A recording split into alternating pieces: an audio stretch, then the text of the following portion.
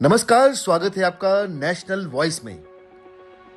आज की इस राजनीतिक कहानी में हम बात करने वाले हैं मायावती की। मायावती के राजनीतिक जीवन की शुरुआत एक साहसी और ऐतिहासिक क्षण से शुरू होती है। सितंबर 1977 में दिल्ली के कॉन्स्टिट्यूशन क्लब में जातिगत भेदभाव पर आयोजित एक सम्मेलन में महज 21 साल की मायावती ने मंच से उस समय के बड़े समाजवादी नेता राजनारायण को खुली चुनौती दी थी।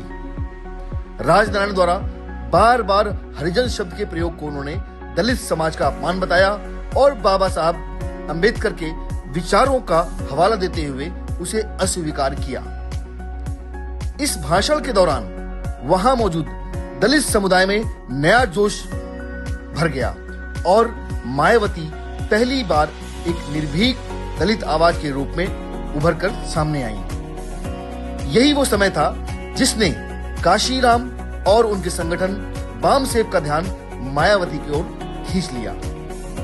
दिसंबर 1977 में काशीराम स्वयं मायावती के घर पहुंचे और उन्हें सिविल सेवा की तैयारी छोड़कर दलित आंदोलन के मिशन से जुड़ने का प्रस्ताव दिया।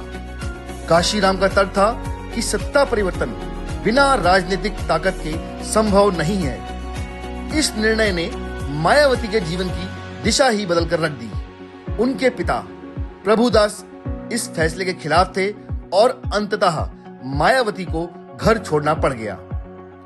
उन्होंने करोल बाग स्थित वामसेब कार्यालय से अपने राजनीतिक संघर्ष की शुरुआत की और अपना पूरा जीवन दलित समाज के उत्थान को समर्पित कर दिया। काशीराम को भी उत्तर प्रदेश में अपने आंदोलन के विस्तार के लिए मायावती जैसी स्थानीय, निर्भीक और वैचारिक रूप से मजबूत नेता की तलाश थी। 1984 में बहुजन समाज पार्टी की स्थापना के बाद मायावती ने लगातार 3 बार लोकसभा चुनाव लड़े और तीनों बार हार का सामना किया, लेकिन उन्होंने इस पर भी हार नहीं मानी। 1989 में राजनीतिक हालात बदले। बोफोर्स घोटाले और वीपी सिंह की लहर के बीच मायावती ने बिजनौर से लोकसभा का चुनाव जीतकर इतिहास रच दिया और बीएसपी की पहली पसंद बन गई। यहीं से उनका राष्ट्रीय राजनीतिक सफर शुरू हो गया, जिसने आगे चलकर उन्हें आजाद भारत की सबसे ताकतवर दलित नेताओं में शामिल किया और वो 3 बार उत्तर प्रदेश की मुख्यमंत्री भी बनी।